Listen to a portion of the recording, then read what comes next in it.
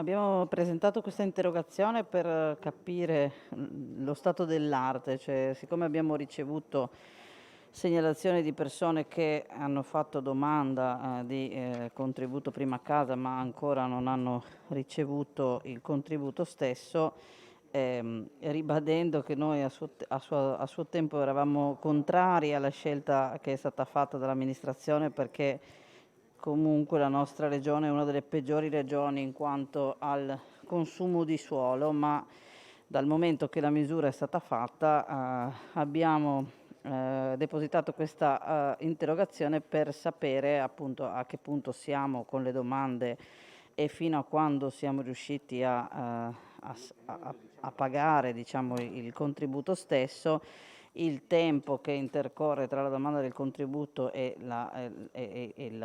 ovviamente il pagamento, e anche se, visto che l'assessore ha più volte detto che era una misura, è stata fatta questa misura per venire incontro soprattutto agli under 36, se abbiamo colpito, voglio dire, nel segno.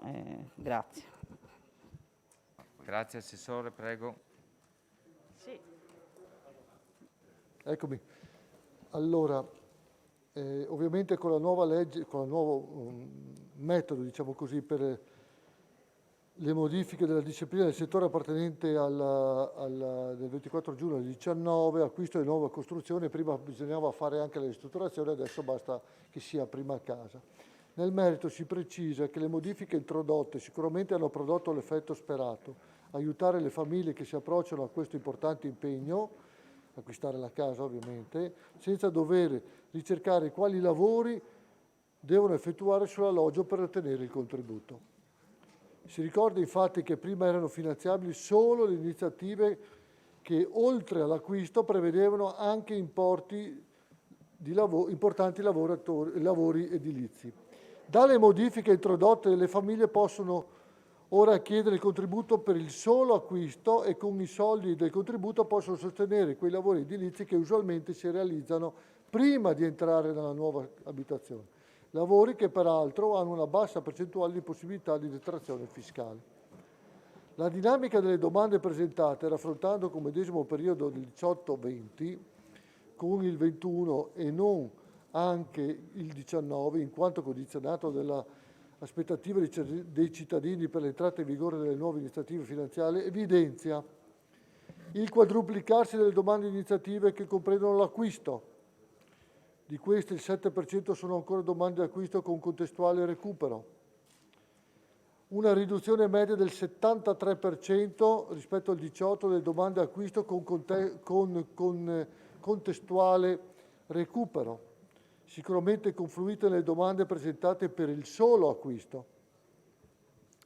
Una riduzione rispetto al 2018 del 50% delle domande di solo recupero, dovute però alle intervenute nel frattempo altre percentuali delle detrazioni fiscali nazionali. È chiaro che con le detrazioni nazionali hanno fatto meno domanda in regione. Una non significativa presentazione di domande per la nuova costruzione, 51 nel 20, 67 nel 21. Peraltro azzeratasi dal 1 gennaio del 22, molto probabilmente a seguito dell'introduzione limite di superficie per gli alloggi finanziabili, i famosi 120 metri quadri catastali escluse aree scoperte. Allora, sapendo che i contributi sono passati da 15 a 12.000, da 13 a 10.500, 8.000 a 7.000, per i montani sono rimasti gli stessi, i giovani coppie hanno 4.500 euro in più, cioè in più sì, prima erano 2.000, adesso 4.500 rispetto a quelli che prendono normalmente e quelli che hanno il contributo. Relativamente ai giovani, andiamo a vedere un po' il dato di sostanza. Relativamente ai giovani, il monitoraggio evidenzia una minore riduzione in percentuale delle domande. Le domande si sono ridotte del 22,8%, a dimostrazione che i nuovi requisiti, limite di superficie e operazioni creditizie, incidono meno sui giovani, ai quali peraltro è stata aumentata la maggiorazione consentendo loro di mantenere un adeguato importo di contributo per le iniziative da realizzare nei territori non montani. per gli acquisti, allora, con riferimento poi ci sono le tabelle che poi magari lascio, con riferimento agli ulteriori requisiti posti dalla consigliera, quanto alle domande ammesse a finanziamento siano state liquidate finora e quanto tempo intercorre in media tra la presentazione della domanda e la liquidazione, è necessario premettere che a fronte dell'aumento delle domande presentate da luglio 19, nel 2020 non è stato possibile stanziare adeguati fondi a copertura delle domande giacenti in quanto l'inattesa emergenza Covid ha avuto un impatto anche sugli stanziamenti riferiti alle politiche abitative. La Regione si è infatti trovata la necessità di sostenere spese urgenti per il sistema Friuli, operando quindi una scelta di priorità e a discapito di alcuni settori come quello delle politiche abitative. Dal secondo semestre del 2021 la Giunta è riuscita a stanziare importanti risorse per complessivi 103.000 euro, di cui 13 milioni col piano annuale 21, 40 milioni con l'assestamento dell'estate e 50 milioni con l'assestamento di novembre, unitamente a ulteriori quasi 1,4 milioni recuperati da altri settori delle politiche abitative. Con tali risorse siamo riusciti a deviare l'iter istruttorio mettendo a finanziamento a settembre 1.350 domande, cui ha fatto seguito dall'ottobre del 21, no scusi, dal dicembre 21, dal 10 al 17 di dicembre del 21, due importanti ammissioni per rispettivamente 2.304 domande e 3.363 domande, i famosi 34 milioni e i 50 milioni dopo. Atteso che dal ricevimento della lettera di richiesta documenti ai titolari della domanda entro il termine perentorio di 30 giorni dal ricevimento della lettera devono presentare la documentazione necessaria alla concessione del contributo, che è necessario assicurare per la necessità di assicurare tempistiche adeguate per la consegna dei documenti, atteso il numero di cittadini complessivamente interessati alle suddette ammissioni del dicembre del 21. Per le domande interessate dalla missione del 10-12 del 21, oltre 2.300, le lettere di richiesta e documenti sono stati inviati nei primi giorni del gennaio 22, al fine di evitare che nei 30 giorni fosse compreso anche il periodo di festività natalizia.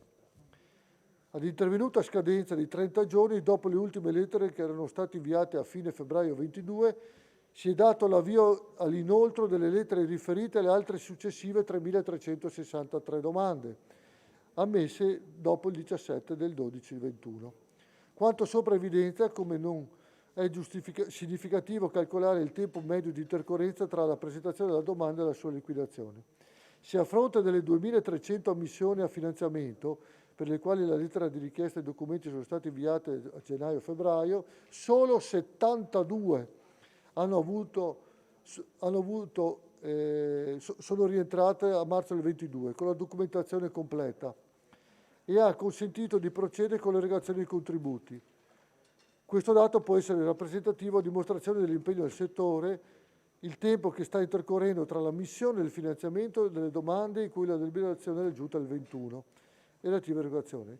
Delle 1.350 domande ammesse, sono stati erogati contributi a 696 domande, quasi il 52%.